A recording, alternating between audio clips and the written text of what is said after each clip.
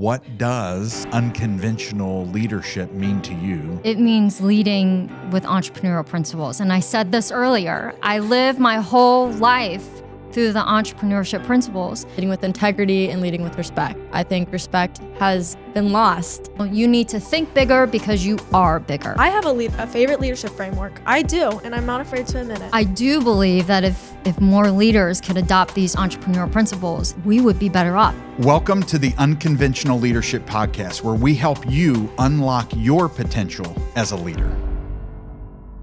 Hey, can I ask you a favor? Can you please hit subscribe or follow on any platform that you're listening or watching this episode? Our goal is to connect with you, to bring additional value to you, to bring additional topics to you, and we can do that more effectively if you hit subscribe or follow. Thank you so much.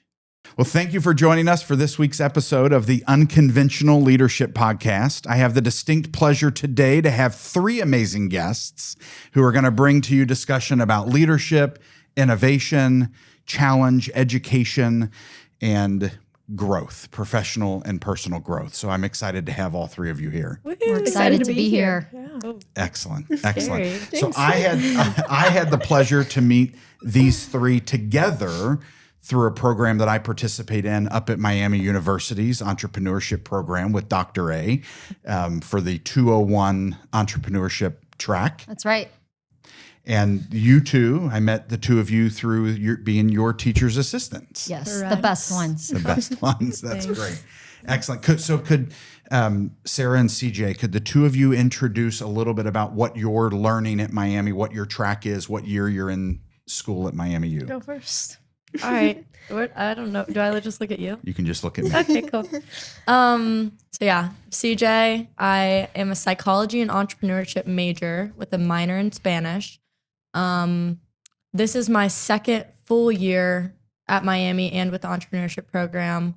I transferred there after coming from another school my freshman year. And so the entrepreneurship program at Miami really helped me find my group of people. Awesome. So, yeah, that's what I do. Excellent. Thank you for joining us.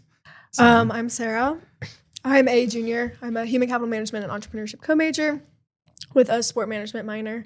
I joined the entrepreneurship program really heavily in the start of my second year, and I got to meet her in my second semester there, and it's just been a great experience. Awesome. And I love it there. And you were also one of the mentors at Governor's School for Entrepreneurs, I where you had was. the opportunity to meet my oldest. Yes. So, It was a great time. and She got me hooked on it. So that's great. thank you Team for lead. Team lead. I was a team lead. Team In lead. charge of 20 students, or 20 E's as they call them. So The ease. the E's. They'll be in my heart forever. What an I opportunity. got called Unc Sarah for 3 weeks.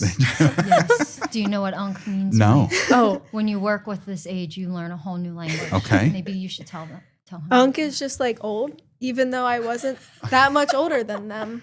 And I think it's because they said it's because they liked me that much, that they respected me and they called me Unc. That's awesome. I think. I think it's good. I think it's good. I think they liked me, and that's all that matters. So Excellent. Excellent. And Dr. A, do you mind sharing the program that you are one of the leaders at Miami U? Yeah. So I am at the Farmer School of Business. I teach entrepreneurship there.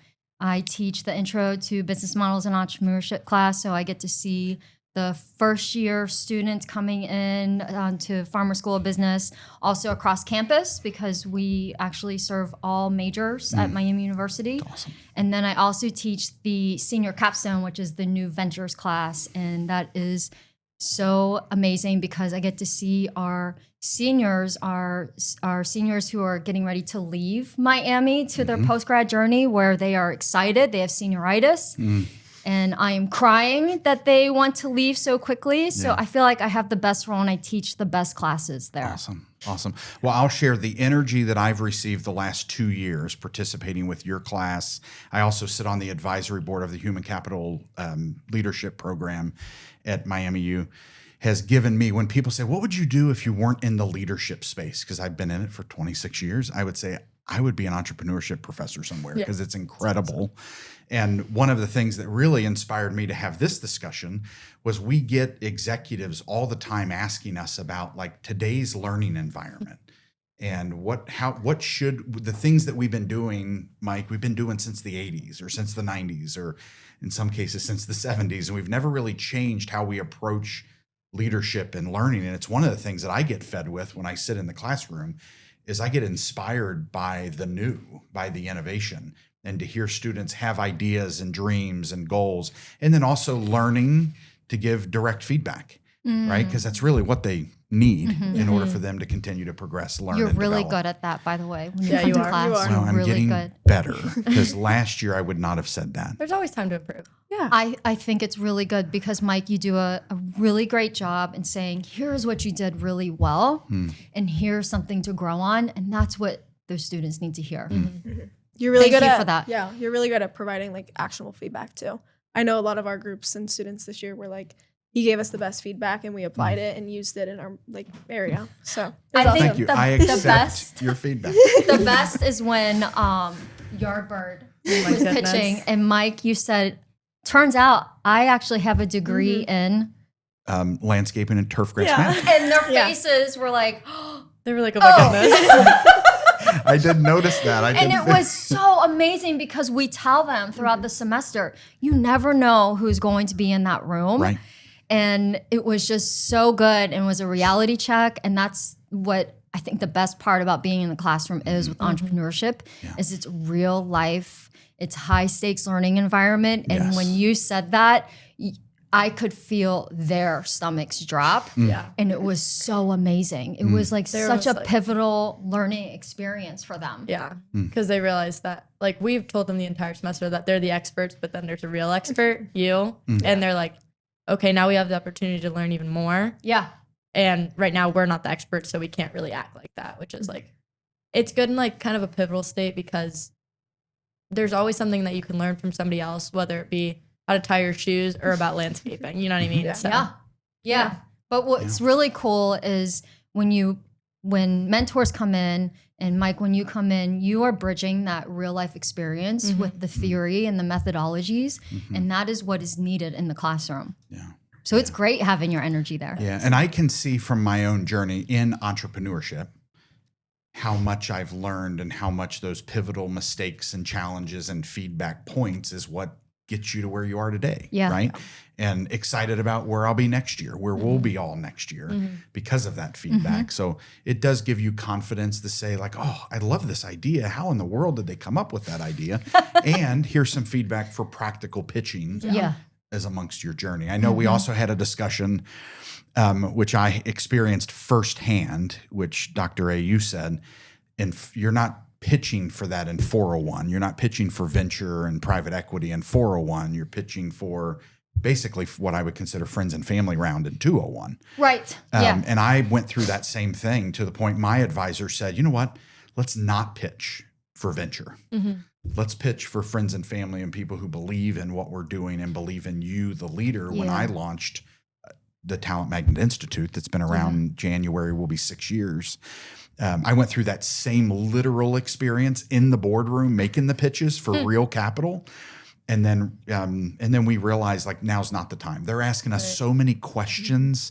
It's not where we are, right? I joke, they wanted to know, what are you going to do with your first million? And how are you going to make $1 million off your first million? It's basically how it felt to me as the startup leader. And it was like, that's not possible. It's not feasible, right? Right? No, Yeah. we're not. We're going to lose it all. And we're going to learn from it. Right. And we're going to figure it out. And we're going to Yeah. get to new heights because of it. So, And I think it takes a very special entrepreneur who is self-aware to know and to reflect on that, on to think about where are we in the journey, and this is the place where we need to be, or it's not the place we need to be. right. Yeah. And fortunately for advisors, I didn't know. I just thought I was supposed to show up in the room and do the thing. And they were like, you know what? I think we're pitching to the wrong people.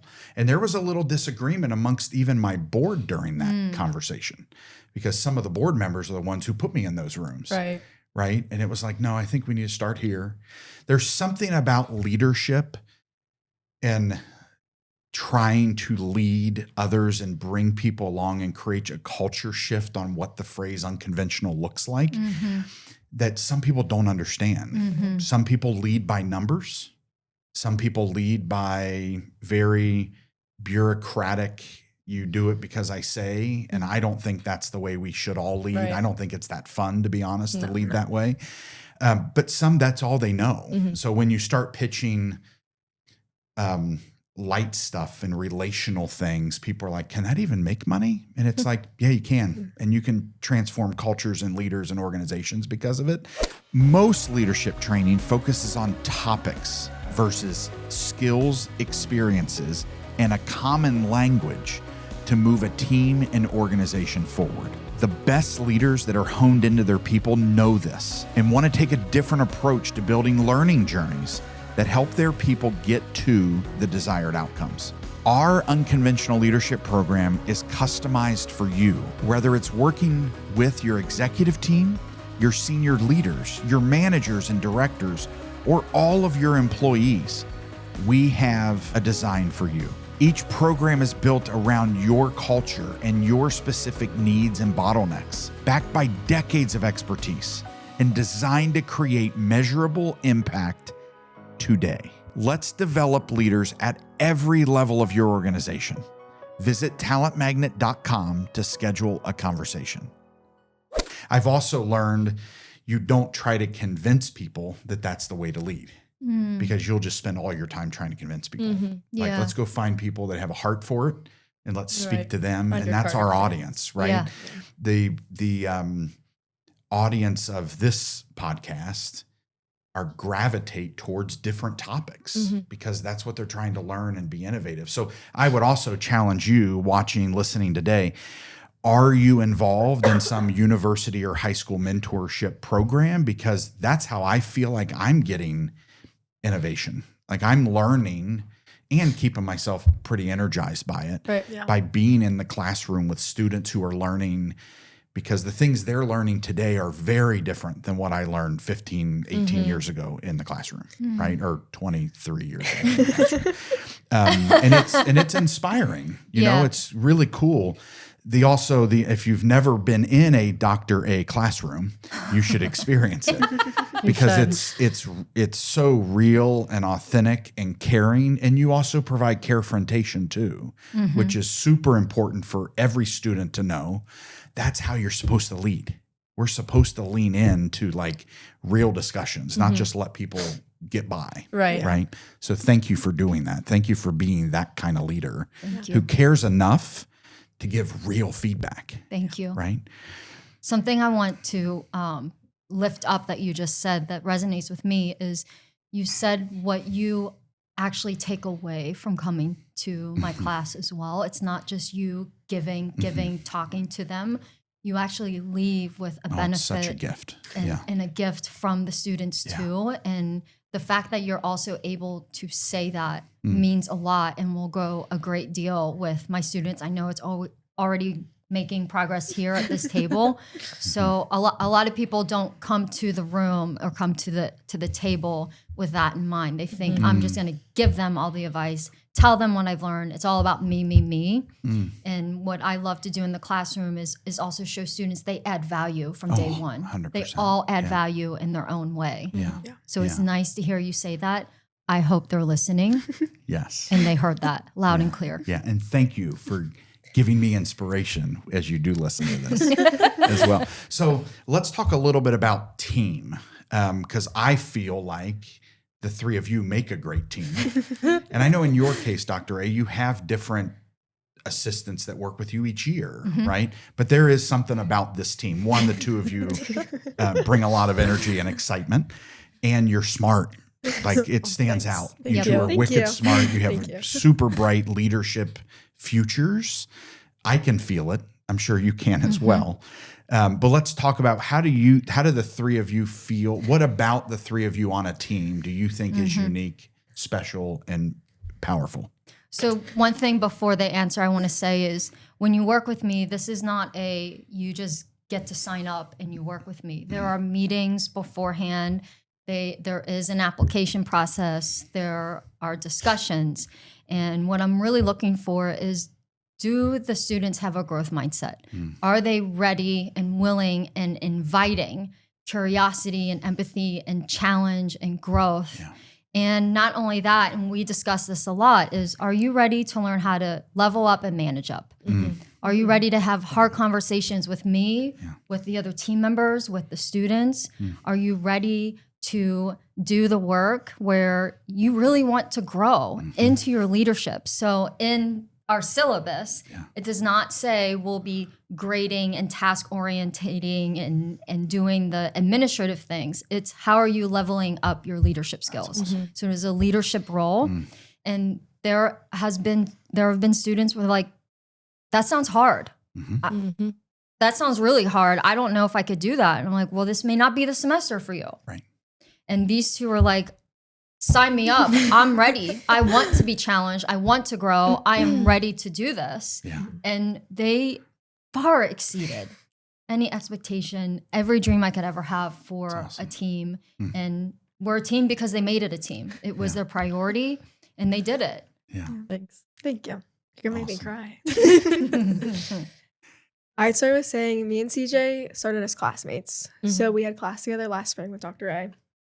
And I remember every single day we both get there early. We both would sit in the hallway and I would just marches. I asked CJ, I was like, what do all your tattoos mean? And like we sat and talked about your tattoos for maybe like 15 minutes before class started. And then from there on out, every single day before class, me and you were just chit-chatting. We were always there early, always talking about our days. And I think it honestly started there because then you would join in on our conversations. We all found out we wear the same Ugg boots. We're like, we have to twin one day. Like you were there early too with us two being there. And I think it started before we even became official like TAs. We had just like this great connection before it all started. Yeah. And I think that was like a good foundation. We didn't have to grow this relationship. We were able to just click into it and then it let us be able to do great things. So yeah, I'd have to agree with that. I know that Sarah, Dr. A, and I all bring very different things to the table, and I think that's also what makes us such a great team. Yeah. Dr. A is extremely empathetic, and Sarah is she's empathetic, but she also is more of like, well, why are we giving this person a second chance? We've already given them 15 chances. And I'm kind of like, well, why are we doing any of this? They should have done it right the first time.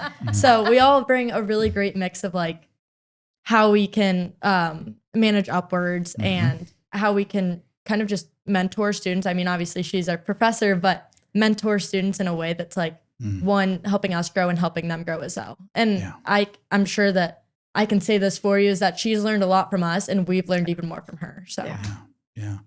Setting the expectation. Like I just came out of a discussion with a room of executives, C-suite executives before this conversation.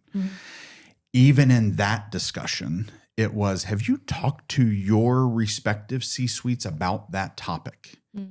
Right? So the fact that you set the expectation up front, what I also just heard you both say is that like we can bring the debate and the argument to the room.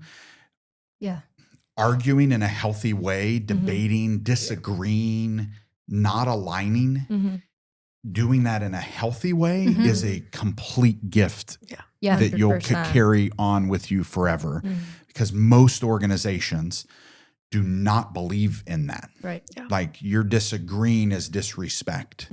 No, like I want a room of people. I want you to enter a room with me and my team where you hear like, oh, you guys actually like said that to Mike? Right. Yeah, they say it to me all the time, right? Because that's what keeps me straight and helps me think, oh, yeah, I didn't see that. I didn't see that approach. I didn't, but like disagreement in a healthy way also takes a foundation of trust. Yeah. yes. Because if you don't have trust, don't start there. Yeah. Right? So I'm not saying to start there, right? You have to have foundation. And once you have, I mean, I have people who have worked with me in today and in the past. They're like, I've never been in a place where we can actually have those kind of conversations. And that's awfully special to be able to be set up by a leader to say that. So 100%. just know the two of you are gaining something that a lot of people in the workplace don't have. You are 100% correct. And I mean, there are people, unfortunately, that can be in environments and be in their mid to late 50s, early 60s and say, they've said to me in the past, like, I've never been in an environment like that. I've always been in this function where we don't talk much, we just deliver. And I've always disagreed with the C-suite, but I've never been in a place where I could say, hey, I disagree. I don't believe that is the approach. And it's fascinating to me because how can you lead well if you have that kind of culture? That's interesting. You said a really good word for it is that trust. Yeah. And I'm going to give a shout out to the Mark Lacker. I actually, yes, we love Mark. He coined the term trusted advisors, not teaching assistants. And that's something that we talk a lot about when we are going through what I will call a discovery mode of, will this TA ship, will this team work? And I do this with all the TAs and the fellows I've worked with, is they have to be a trusted advisor. And we need this foundation of trust to be a team, that I can trust them to bring forward I think you said it before, carefrontational discussions as well. And one thing that I also need to know from the very core of it, anyone that I work with, that they care about the students more than I care about my students. They have to have that care, that quality of care for students. And sometimes that means, Mike, having that discussion with a student or saying, hey, here's what's happening. What do you all think? Rather than it's always me making the decision. I actually we have a group text that's on fire every day. Every single day. Every single day. She even sends us reels. I send them reels. And I ask them constantly, what do you think? And this is sometimes even if I've made the decision, or it's sometimes if I truly don't know. And hearing their thought process and then talking through that with them too is also part of that trust and that leadership. And what I hope that they found through that process is I trust them. I trust the value they bring to this. And I think that you said it's a gift what they had during this semester. What I hope is we have strong leaders that are going to their next their next step of the journey where they can bring this culture to the next organization. And please do. Yeah. And even when I said the word about it being a gift, not just for you right now, but for the future leaders that you are and the impact you're going to have, carrying that kind of foundation together. It sounds like you two naturally or easily adopted it, but some people have never even been in that environment being raised, right? Right. So it's hard to get your mind around what that even means and what this looks like. And so it's powerful. And I'll say it's uncomfortable sometimes. They've seen it in class as students and as TAs, where in my class, I ask the students a lot, well, what do you think? And they get taken back. And at first I was like, why are you responding this way? I truly want to know what you think. And what I've been told is, especially with a lot of the first years, is no one's ever cared or asked what we think we should do. And that was a gift for me where I'm like, oh, we need some more work on just conversations and discussions and how that needs to flow so they can learn to think independently as a thought leader, confidently as an entrepreneur, because they have to make decisions along the way. So it is powerful. And this is where we have this saying, the other Dr. A and I do, that it's it is connections before content. So I strive and I work really hard to make those connections. And I start the semester with, we are going to be on this journey together through trust, where we trust one another. So I've learned that building that foundation of trust and then being able to say, well, what do you think should happen? Or what do you think you need to do? Or tell me more about what you think. Those responses have been increasingly better after establishing that trust of I truly care about what you think. Right. Yeah. The breakdown of the word trust. I had a longtime advisor and mentor who's been on our podcast before, Lynn Rule, and we did a culture survey with her at one point with our team. And the first one we've done, I think we've done 3 of them. over the years. But the first one we did, what she came back with was fascinating. And it was that we were too familial. We're a family business. Ooh. Right. You're too familial. And because of that, you're not as trustworthy as you think. And when you tell, in that case, it really hit my dad directly because he was still leading at that time. Okay. And he's one of the most, you would consider, trustworthy humans, has no ill intention ever in his life. And it really hurt. And part of the feedback was because you're so familial, you're constantly protecting everyone. Yeah. And even Yeah, the people you're protecting kind of wish you'd be more direct with them. Right.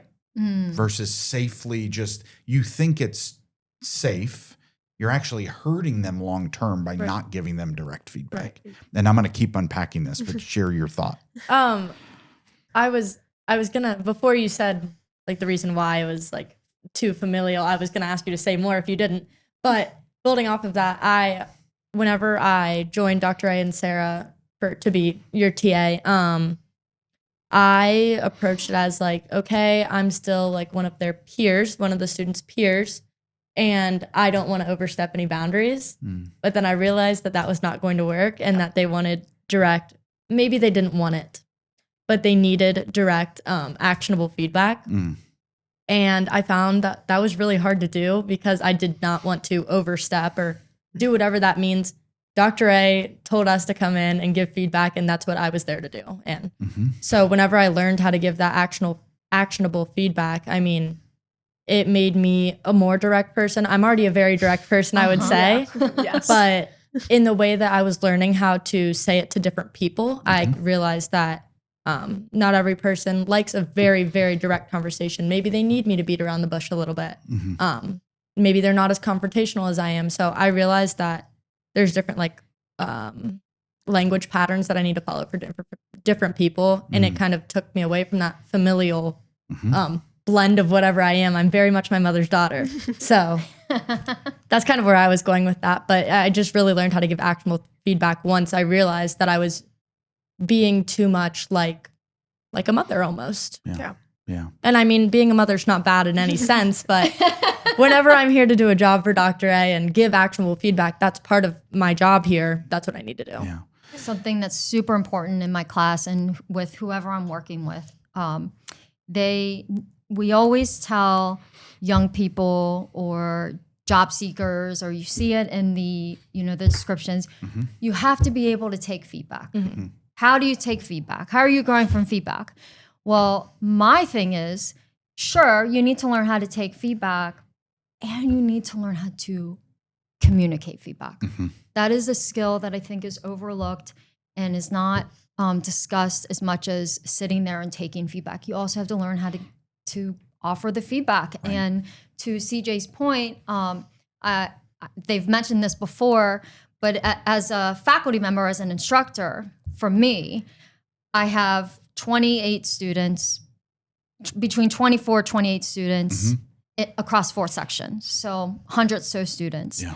That is 100 or so different personalities that I enjoy learning about. So I know how to incentivize, motivate, give feedback. And I think one of the first things one of you said was, oh, this is hard. I had to learn how to communicate in 24 different ways. Yeah. So one thing I do at the beginning of the semester is I refuse to say I'm bad at learning names. I just have to find different ways to learn names. And I want to learn them fast. I want to establish that trust. I want to establish that connection. So they decorate name tents. But I also give them motivational stickers to put on the name tents. I'm like, oh, why are we doing these stickers? And it gives me an opportunity to see how they motivate themselves. Based on the words they choose. Based on the words they choose. Wow. So Leadership hack right here. Leadership hack. And some of them, it's no pain, no gain. And I'm like, I got you. Yeah. You're the let's go. Right. I know you can do it. Yeah. There's some of the sun is shining every day and the birds are singing. So I know, oh, you are off to a great start. Yeah. Let's keep going. Maybe have you thought about this? And it and I guess I'm giving away my secret. I don't know. I tell them this is what I'm doing. So when I'm walking around the room, I'm learning more about them from their name tents. Yeah. And I think maybe the second or third week, name tents go away. We just stop using them because we've noticed the pattern. Yeah. And what's interesting is seeing how the students change, how they want the feedback, because they're hearing different ways the feedback is communicated, and they learn, oh, we actually don't like only hearing negative things. Could you tell me something I did positive? I'm like, ooh, you've changed the way you've wanted feedback. I love that. And that's a discovering growth. Yeah, absolutely. They're learning new ways, new things about themselves. Yeah. And the willingness to share that is also a discovering growth. And this is the comment I was going to make earlier when I said I'm going to pause. Trust is not about being honest or dishonest. And that was something that I had to learn as a young leader. It's something even my dad had to learn when that was identified. What you just unpacked is what trust really is. Is understanding. I was even thinking like, yes, take this skill. Everyone take this skill into your leadership, because I make big statements. Leadership is not a one-to-one sport. It's a one-to-many. It's an individual. And then you also have to learn the individual where it does become one-on-one. So like, we don't like policies that say we're going to treat everyone this way because everyone's so different. Right. So that's where it does become a little one-to-one to understand each personality and each demeanor. Yeah. But trust is creating the space to have real discussions and caring enough when it's delivered, even if you disagree with what's shared, that I hear you. Right. I understand. I hear now, and I'm learning you because of the disagreement. I'm even learning your personality. Yeah. I'm learning how you think. I'm learning how you behave, how you're motivated. So like, trust is this really big word, and creating it in the workplace or the classroom or in the community or in your own family takes a lot of work to create that environment where you can be trustworthy. Yeah. And we so far have talked about leading others, leading a team. In my class and with this TA-ship, they are learning how to lead themselves. So how are you leading yourself to assess assignments where you could be next to them at the brick that night? Right? Yeah. Or how do my students, the 201 class is so magical. It's so magical because it is typically the first time students fail. And they fail the first day they walk in. Why? Because, and you know this, entrepreneurs love the idea. They love the solution. They love what they're building. And I say, throw it out the window, because you don't know what problem you're solving. And already they're like, drop in this class.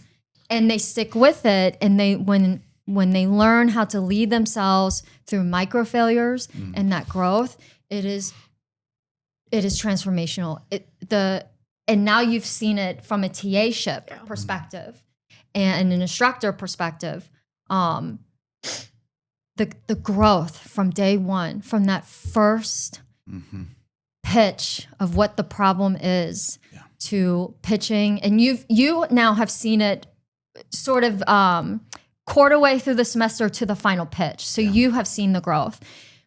But it's also, that's why I asked them, what do you think? They had to learn to lead themselves through those microfailures, through those challenges, through working on a team through those challenges. How do I fit within this dynamic and culture? I just met you 2 weeks ago. And how am I going to establish a culture of, I respect you and I disagree? And the way that I do it and the way that they have come into the conversation is we give them the language and the security and the safety to practice these skills. So when they are coming to Talent Magnet or internships and careers and post-grad journeys, they have this set of tools, and as we say at Farmer, to be beyond ready leaders. And it doesn't mean they're perfect. It means they're beyond ready. They know intuitively, they have the gut. They've been through this before. Hey, that feels familiar. I know how to get through this. I'm going to lead with, and they come up, it's their own leadership purpose and process. For me, it's leading through empathy and curiosity and care and trust. So that's why, and I love my 401 class. I love them. Don't get it wrong. It's the 201. It's something about those first years and seeing, it's being able to watch them grow. But when they see that moment of, I just did that. I can do this. My knees aren't shaking anymore when I present. There's someone here. There are 2 more people here that believe in me. And that's really what they want. I mean, they're coming from high school to college, and it's scary. And this class is scary. But when we give them that foundation of trust, that it's okay to mess up, you can do this, we got your back, it's just incredible. It's magical. It's just the most magical thing. And that's what I see. I get the pleasure of experiencing firsthand leadership teams really from all over the world. And I can feel it, which is one of the coolest things about being in your environment. What you're sharing with us, you can bring this anywhere you're leading, right? Again, I always say, like, at home, in community, in the workplace, in volunteerism, in, if you're coaching sports, like this is all transferable. The same enlightenment people get and gain as what if you're leading people, these are the things you should be helping the people you're leading gain enlightenment in. Well, Mike, you're speaking my language when you said transferable, and these 2 have heard it for a long time, these transferable power skills. Yes. And the other thing that you're talking about that's transferable and learnable is something these 2 have heard for a long time is I have a lens and a bias that I live my whole entire life through entrepreneurial principles, through every principle. And I lead through those principles. So one of the first things that they have to do when they come to class, when I say, throw that app out the window, is they have to lean into curiosity. And what entrepreneurship teaches is how to be curious through customer discovery.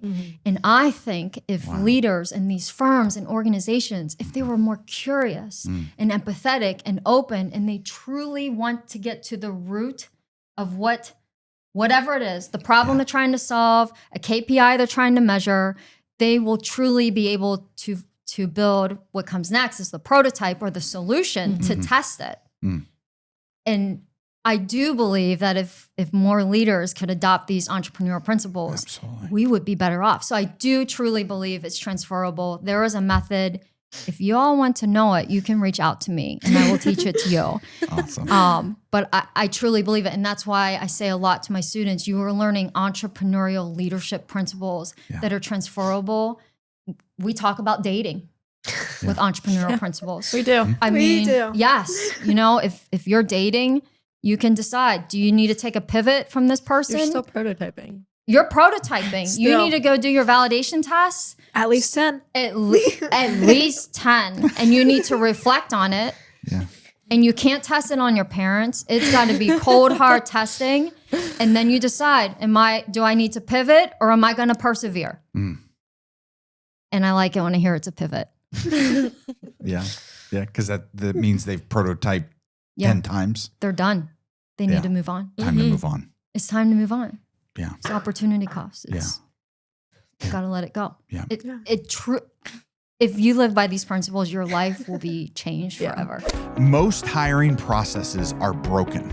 You spend months searching, waste time on wrong fit candidates, and still end up uncertain if you made the right choice. Our 4C recruiting process has been refined over 50 years. We look at character, culture, chemistry, and competency. This systematic approach ensures we find leaders who don't just have the right skills, but who truly bring the right value to achieve your organization's vision and mission. Let's take the guesswork out of hiring. Visit centennialinc.com to learn how the 4C recruiting process can help you find your next great hire. The two of you are going to be leading the way over the next decade into your environments. What are you most excited about, and what are you still wish you could have the opportunity to learn more while you're I like at this question. Miami U? I'd say the thing I'm most excited for is all the different people I'm gonna meet. That's one of my favorite things about, especially like TA at GSE. Like, there were so many different personalities, and that fact of being able to change for each of them, like Dr. A was talking about. I also learned in my management class, like each situation and each person, they're different ever so slightly, and you need to figure out how to adapt to that. And I think that's something I'm most excited and looking forward to, because I want to practice that and I want to get better at that. I'd say something that I'm like struggling, still trying to grow on, is like I'm a very set in stone person. Once I find a routine, I don't change. And I know, like, as a leader, I'm going to have to. And I think that's something that scares me, but this has made me try and change that a little bit. Like, an example is like grading. I was like, all right, I'm going to do it this way. I did it that way the entire semester. And then the last assignment, I was like, I'm going to switch this up. I tried something new and it worked better. And I was like, I'm going to stick with this. And then maybe further down the line, I'm like, maybe this doesn't work the same and I have to change it up again. So I'm trying, but that's something I'm looking forward to. What a great learning. The reason why it worked with Sarah is she didn't just say, I just went rogue and I did this. She said, Dr. A, I'm finished. This is how I did it. It really helped me. Everything is in. Looking forward to your insights. It wasn't just, no, I'm going against it. This is what I'm going to do. I'm my own person. It was still part of the team. It was still for the team. And we had that trust if she had the students' best interests. Yeah. That's awesome. Thank you for sharing. What is something I'm looking forward to? I'm looking forward to making a difference whenever I do get into the workforce. Obviously, I work a part-time job right now, and there's not much room to make major improvements. But let me restart. At Miami, they give you all the skills and all the professors to teach you these skills in such applicable ways that whenever Sarah and I get out into the workforce or do whatever we decide to do, we're going to be successful either way. We could go end up working at McDonald's and we are going to be successful there as well, because we have these transferable skills. We have these skills that maybe not other students do or other professionals do. That's something I'm really looking forward to, is kind of being set apart from other maybe applicants in an applicant pool, or like for Sarah, other HR directors, things like that. Like, that's something I'm really looking forward to. Something I struggle with. I struggle with a lot. I also struggle with not having a great, I'm very set in stone as well in my routines. Every single day I would pick up Sarah for class at 8:10, and if I was not there at 8:10, I would freak out. So if that gives you any insight, I'm very schedule oriented. I don't want to say task oriented, schedule oriented. Yeah. So I think I want to become more uncomfortable. Obviously, this class made me a lot more uncomfortable. Dealing with difficult students at times, dealing with me thinking to myself, like, why aren't these students getting it? Like, we have gone over this for 4 weeks now. How are they not getting it? And it was just so frustrating. That made me uncomfortable. But I think just being uncomfortable in my everyday life is something that I really need to work on, which is what I'm excited for when I do get into the workforce, do get into these applicant pools, because that's not something I'm used to right now. Yeah. What about mentorship? What have you gained from either internship, mentorship, in the environment that you're in currently? Like, kind of going back off what I said, everybody's different. But I've also... Wait, what is the question? Like, what does mentorship mean to you? Okay, got it. I'd say that, like, the biggest thing for me is, like, a self-fulfilling thing, is when I'm able to see them, like, grow and succeed, and knowing that I took part in that.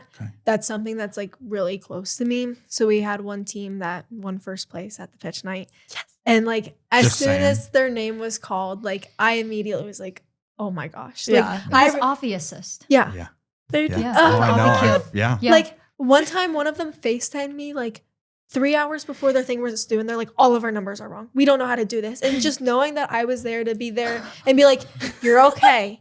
But also be like, hey, like, let's change this. And being there for them as, like, not only, like, structure and, like, the class and everything, but also just, like, support. Like, even if they just needed, like, a good encouragement, just, like, being there and being that mentor, somebody that they could look up to, even if they are, like, older than me or, like, have better, like, experiences under their skin, I was still able to be there for them. And they were willing to tell you 3 hours before. The trust. There's a challenge here that we just ran into. Right. Yeah. Awesome. And it was also reciprocal because then I told them something and Dr. A was like, I don't know if I agree with that. So then I went back to them. I was like, sorry, I led you down the wrong way. Let's go back and try and figure this out together. So it was also me like taking accountability in a way of like, sorry, I led you that way. Like, let's get Dr. A's opinion too and really like figure out how to work this out. So that gives people the freedom around the word mentorship. I think mentorship comes with too much structure. Like people have this assumption like I can't be a mentor and I've got to follow these rules and things. And that's not what it's about. It's about two-way learning. And it's about exposure and being around one another and being able to say, hey, I think we should go a different path. What I said earlier, that's engagement in that mentorship relationship that you can carry in. It doesn't have to be formal as well. It's like I learn from all kinds of people all the time. Just say, she's great. You're a great mentor to me. You both are amazing. Well, something I want to add to this is we've talked a lot about my mentorship and guidance to them. And in the TA-ship, there's actual assignments. Yeah. It's a lot of reflection. And one thing that we have not discussed is how they've mentored one another and the team dynamic that they have done, and then it's kind of come upwards to me. And reading how, like, one of the questions is, what do you need from the people around you? And just how they reflect on how they've leaned and bounced and worked as a team dynamic between the two of them is phenomenal. I mean, and I don't know if you recognize it because you wrote about it, but I want you to know what I'm reading is that's the other. As a leader, when you're leading teams, you want that. You want them to be able to work independently of you as well. So it's a high functioning, highly productive, good culture, dynamic team where Sarah can go to CJ and CJ can go to Sarah. Always. There's no ego. It's, hey, what do you think of this? Like, I also know they're like, we should tell Dr. A this. How do you think we should tell her? And that is something beautiful. And that's awesome. What you want in your people is for them to lean on each other too. Absolutely. Yeah, absolutely. I hope that didn't guide your answer, by the way.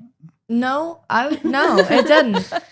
No, you touched on that. So I can go down a different route too. Let's hear it. So I know we all are talking about TAing for you, obviously, but I want to touch on another event that goes on at Miami, which is Startup Weekend. It's where any major across all of Miami can come and basically make a startup business in 72 hours, 48 hours, 48 hours. Yeah. Crazy. Like 52, I actually think it is 52 until the pitch. They sleep there. Yeah. Wow. Yeah, it was pretty nerve-wracking, and I was just a mentor. I wasn't even participating, but having that mentorship with these students who, one, are maybe not even entrepreneurship backgrounds. Maybe they're not studying it in school. Maybe they signed up for the weekend because their friend signed up for it. You know what I mean? Maybe they have no interest in being there. But having all these students that are their nerves are all over the place. They're not sure what direction to go in. They need guidance, but they don't want guidance from, I've seen this in personally, that maybe they don't want guidance from an adult. Maybe they want guidance from someone like me, someone like a peer, because maybe they take to that communication more. I've even talked to Dr. A. I was listening to a podcast the other week, and it was about communication styles and whether you're an aggressive communicator and things like that. And Dr. A talks about that a lot in our 201 class. And I still see students being resistant to what Dr. A is saying. And this was literally just 2 weeks ago when I told you this, I think. I said, if you see that students are being resistant to you talking about these different communication styles, because we see that in some groups, there's a leader of the group, but not necessarily because they have been appointed leader, because they appointed themselves leader because they need to be in control. That's what we would maybe call an aggressive leader. So I said, if Dr. A, if you're not seeing that they're taking to what you're saying, here's a great podcast that I just listened to that made me think of myself. Because I'm like, wow, am I really pushing myself a little bit too much here? And if I'm able to reflect that way, I hope other students are able to reflect that way. If they don't want to hear it from Dr. A, maybe hear it from me, hear it from Sarah, hear it from a podcast, you know what I mean? So I think just being a mentor and being able to relate to students in different ways maybe than a professor or a teacher is able to, I think is really important. Because for some of the students, we're only 2 years older than them. We're a year older than them. We're younger than them. You never know what it may be. So if you're able to relate to them on maybe a more social level and not a professional level, they like that a lot more in some cases. And finding that balance for me has been really hard, especially because some students maybe take it as, okay, now I'm friends with my TA. I can get away with stuff. No, you cannot. Not these two. No, not us. Nope. No, you can't slip anything. No. But they are more apt to trust us, big word, trust, us with information whenever they're stressed out. They're, again, 3 hours before it's supposed to be due and they have no clue what to do. I think that whenever we make those social ties, it becomes a lot more easy for those students to lean on us whenever maybe sometimes they don't want to lean on Dr. A. Yeah. I'd say that also goes into that. CJ and I took this class 6 months ago. Yeah, we took it like not that. very long ago. So we were so fresh out of it too. We had the summer to digest it, and we were thrown into that environment in a different perspective. Yeah. That we could relate to them so closely because of it, because we were just in their shoes. We knew exactly how they were feeling. We went through the same struggles as them. And you just went through it. We So just went through there's it. like this level of confidence. You can say, I went through this exact same pain. And in some cases, and that direct feedback that hurt your feelings, it was actually meant to help you. Yeah. Right. Because you went through it yourselves. Right. There's something to that. So that's a great move on hiring recent Yeah. students who just came They out of have it. to. Yep. And I've also made a system where if and I have a lot of students that want to TA with me. They Naturally. they hear about the I was gonna say, experience and like so do we. and like we want to do this, and there has to be a process and a system too. So it can't just be a first year that has never had an entrepreneurship class. There are foundational things, even though this is an intro class, there are foundational things that they have needed to go through, and some of those things are not just curriculum. Some of it is, okay, you've been in my office before. How have you received feedback? What was your reaction? How are you reacting to it? And how do you ask questions to me? How are you sending emails? Now, I'm not saying they have to be perfect, but also if you're going to be corresponding with our students, you need to be an example. Right. Are they somewhat polished? Yeah. Right. Yeah, you have to be an example for how, and they look to CJ and Sarah, to the TAs, for how they're supposed to navigate professors and the system. And these two carry it really well, but there's a level of, I want to say that aura farming, that there is a level of, I don't know if you use that in the right context. I tried. There's a level of, there's a high expectation and high level of respect that you all carry, and the students look up to you. They're always looking to you to say, oh, that's how I can navigate this. This is how we can talk to Dr. A. And sometimes it's not the same. Right. Because you are not a student in that room. You are a TA. You are also power. You have power, you have authority. And I establish that right off the bat with my students. 100%. These two, I don't care if you see them uptown or in the coffee shop or in the garden. They are your TAs. Yeah. You may not say anything bad about them. You may not speak about them this way. I ran This away is who from they are. multiple students during the semester. Yeah. So I was like, I can't be seen here. Like I was getting coffee with my friend or something at Cafeña. Yeah. Shout out. Free promo. And a student walked in and I was like, hi, how are you? And they were like, oh, I'm good. What's going on? And I was like, have a great rest of your day. Walked out. Yeah. Like, I can't get involved. I don't want to know what you do in your social time right now. Maybe after the semester we can be friends, but even though you've mentioned that there were students that were older than you and younger than you, you had E's that called you aunt. There is this really amazing space in leadership in organizations right now where we have 4 generations working together. And our human capital, we have to learn how to be, and a shout out to Dr. Gerhardt, Gentelligent. Yeah. How are we working across generations? And right now, even though it could be only a year or two, it is cultural differences. And even at this table, we've heard 4 different cultural languages, right? Yeah. So there is another level to this leadership that they have to navigate. They have to manage upwards with me, and they have to manage with peers. And sometimes those peers are older, they're seniors. And once you become a senior, I don't know what it's like at all. I think it's like this at other institutions, is we're seniors. We'll let you know what happens when we get there. Yeah. We'll let you both have told me you have senioritis and you're not seniors yet. So there is this aura of being seniors. And you navigated it so well. Like so well. How to know when to say, see you later, or all right, come on in, let's engage in more discussion. Right. And I don't know if you notice that talent or that skill, but you both have it. And when you go into your internships this summer and you go to your careers, we have to learn how to be Gentelligent leaders. Right. Shout out Megan. to Gentelligence. Megan Yes. Gerhart. Yeah. Thank you. Promo. Free promo. So let me ask another question. So our interactions is through the entrepreneurship program, but you also have majors.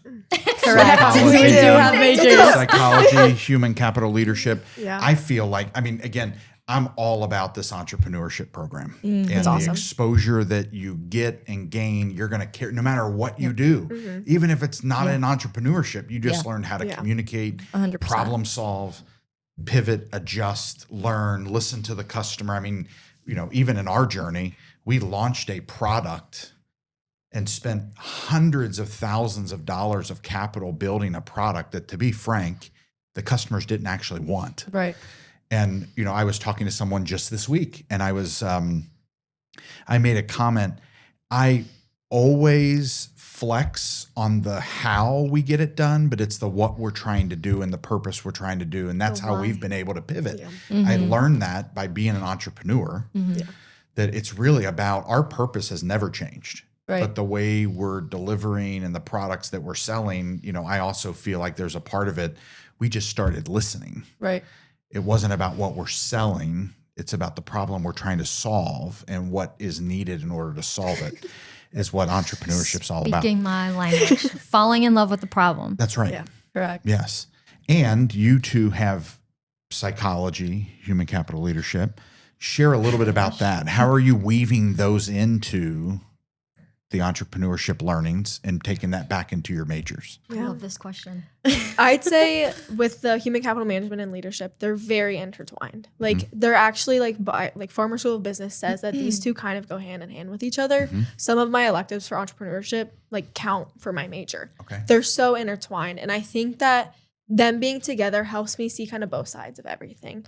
I get to see the actual doing it, but then the actual learning the process behind it in the management department, which is so awesome. Like I said, I learned in my management class about different leadership styles. I think we looked at 15 different leadership styles, and I'm able to then apply that to the actual experience of the entrepreneurship side of it. Yeah, it's awesome. And they're so intertwined, and I love that so much.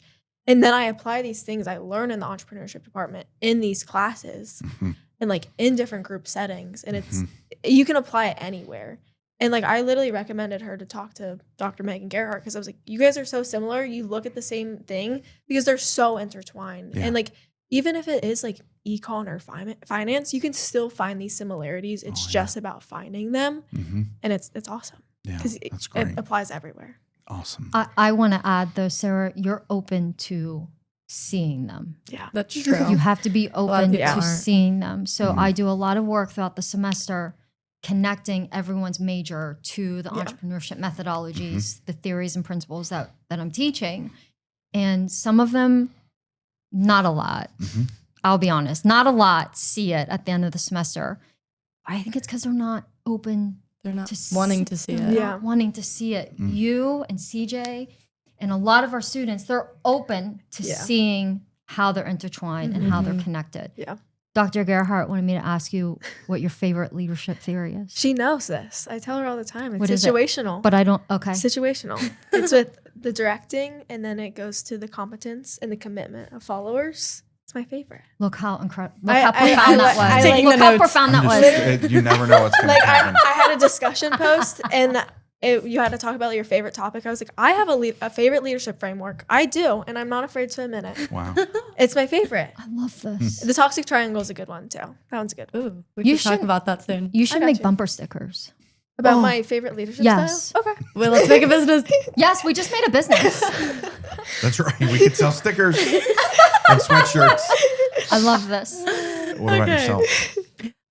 Okay, being a psychology and entrepreneurship with a Spanish minor, a lot of people look at me and they're like, how does that work? Like, where does psychology come from? Where does entrepreneurship come from?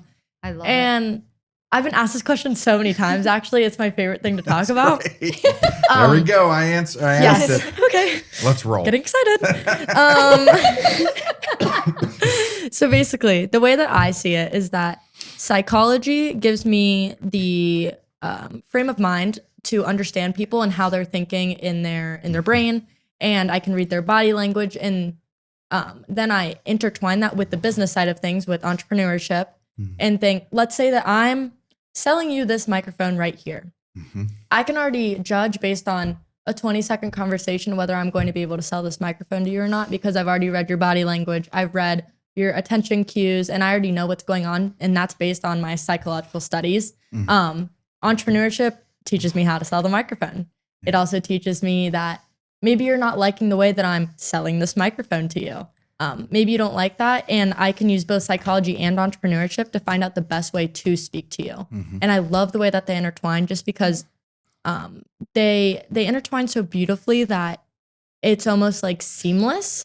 Like, I use psychology principles and entrepreneurship every single day, and I don't even realize it, and vice versa. And I don't even realize it, and that's the best thing ever.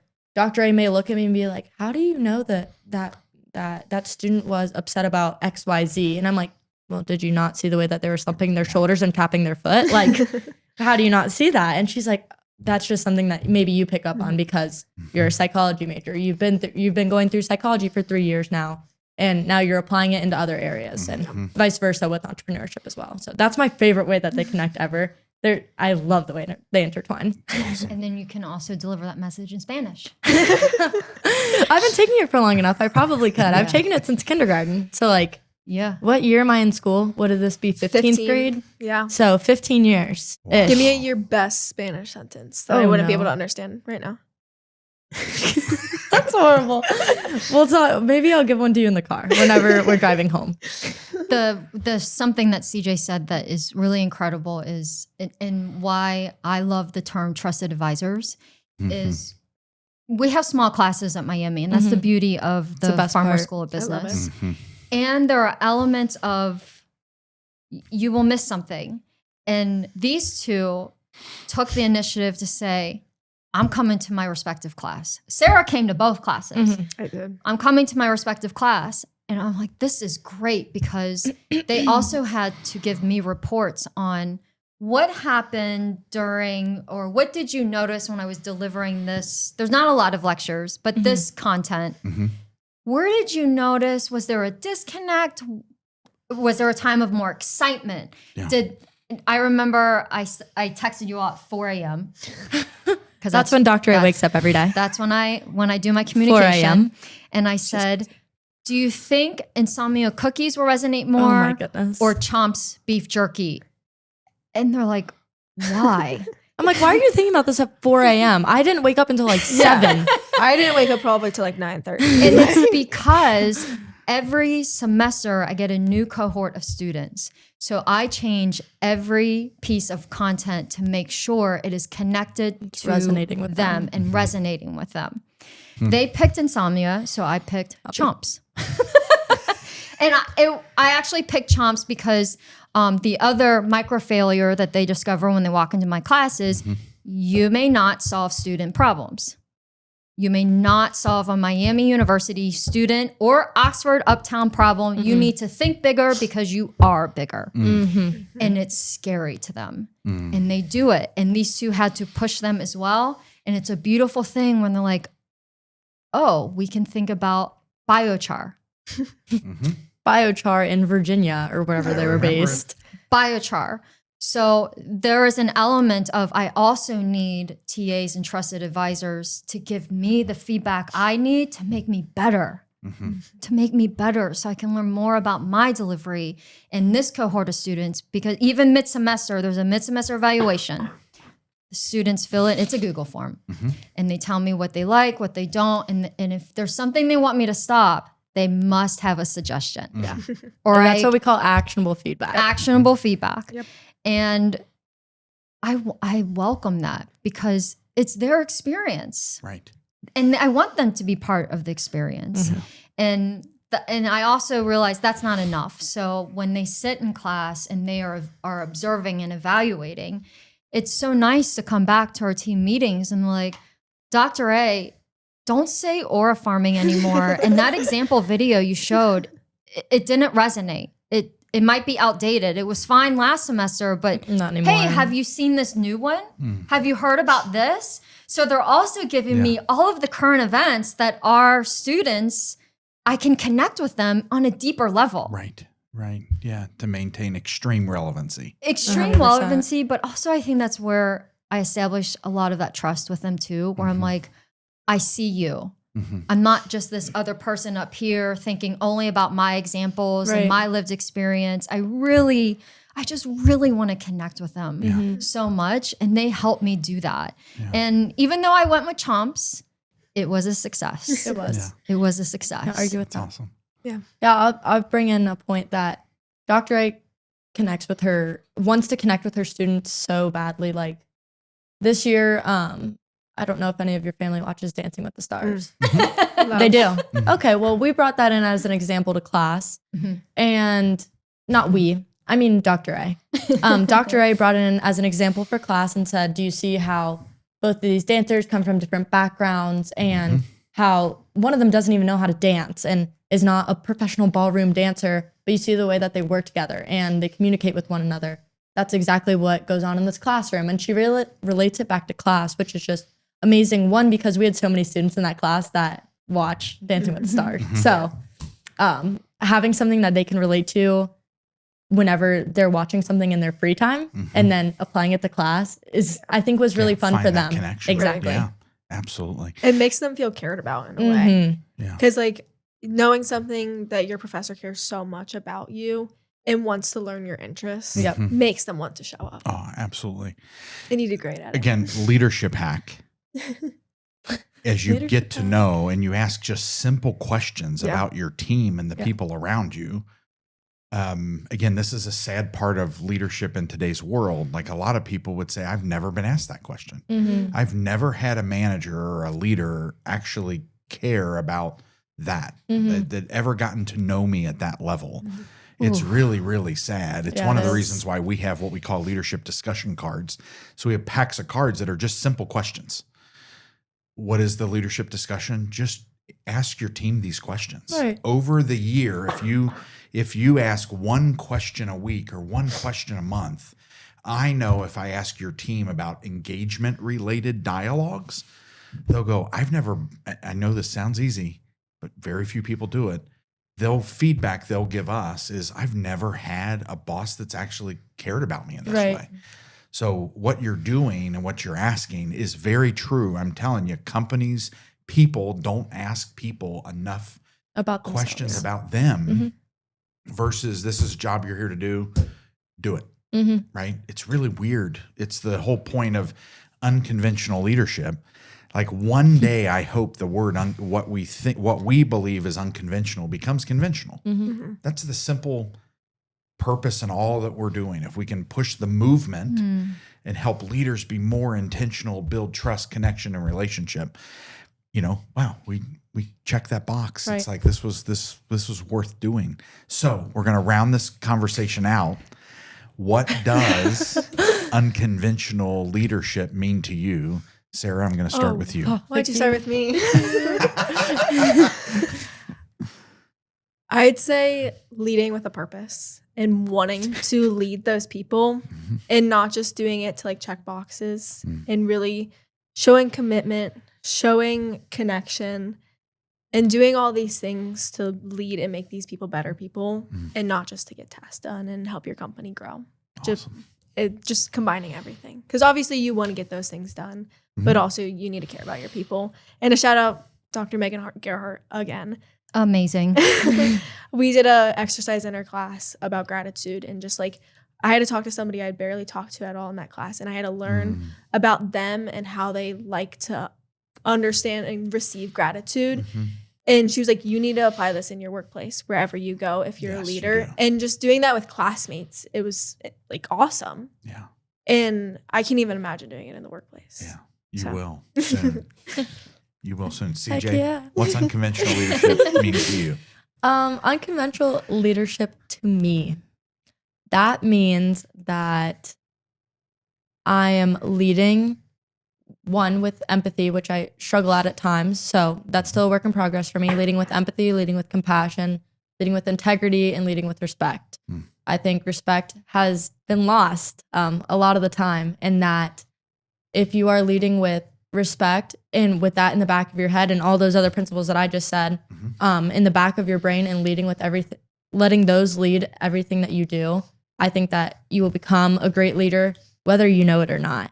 I think that if others see you respecting and having compassion for others and being empathetic towards others, I think that you will, one, learn to manage upwards naturally, but also others will see you using those principles and want more or less to want to be like you and want to have those skills that you have developed as well. That's what I think it is. Awesome. Awesome. What? Thank I you. love you too. I love you more. Dr. A, we're going to wrap this up with you. What does unconventional leadership mean to you? Yes. It means leading with entrepreneurial principles. And I said this earlier. I live my whole life through the entrepreneurship principles. And the one that I love the most is the customer discovery. And that is because Validation. it is about asking questions with care and compassion and empathy. This is the first time that my students get to learn about leading with vulnerability and empathy. And when I think of unconventional leadership, which I don't think should be unconventional, it's leading with genuine care. So Sarah hit the nail on the head that I care so much. And CJ said it several times. I care so much about my students. I care about people. Yes. I And it care shows. about Yeah. humans. And I want more kindness back into our world. 100%. And I think the four of us at this table modeling it is a start, and having this conversation is a start to talk about leadership from a place of care.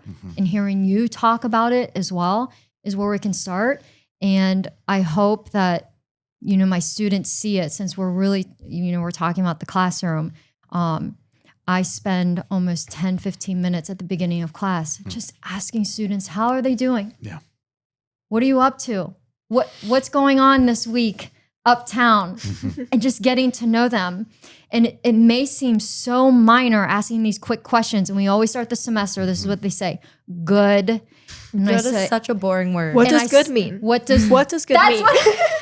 Yes, What that does is what I good say. What does good mean? And by the end of the semester, they have told me their whole life story, and the connection Isn't that amazing how is that works? so Is it? deep. So I think when you are leading with genuine care, I truly believe the rest will work itself out. Not agree. fall into place, because you still have to do the work, but it will start to work organically, magically, That's awesome. in this special way. Yeah. At least it's worked for me for this many years. Awesome.